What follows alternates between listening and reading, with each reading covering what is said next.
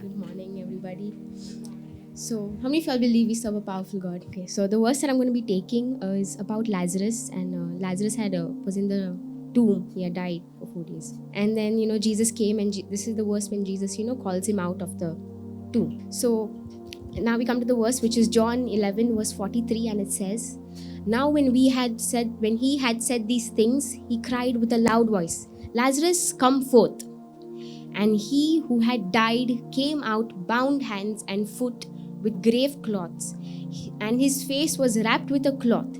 Jesus said to them, 'Loose him and let him go.'" So I think the first and foremost thing that we can easily take out of this verse is, that is our God.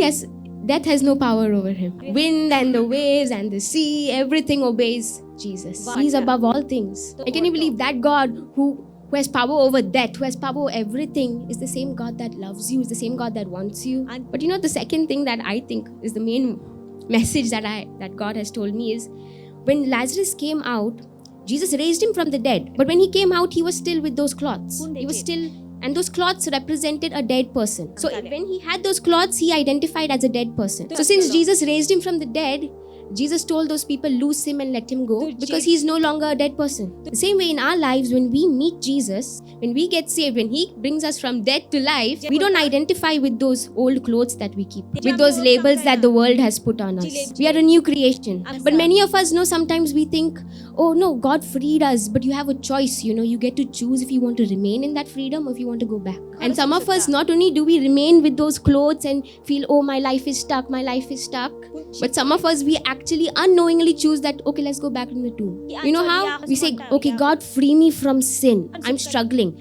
And God helps you. God gives you that ability. But instead of, reading the word more, getting to know God more, you go back to the same videos that cause you to sin. You're putting yourself back in the tomb. So I want to tell you something, because when the Son frees us, we are free indeed. You have a choice. You can choose. Lazarus was free. Lazarus raised up. He was alive.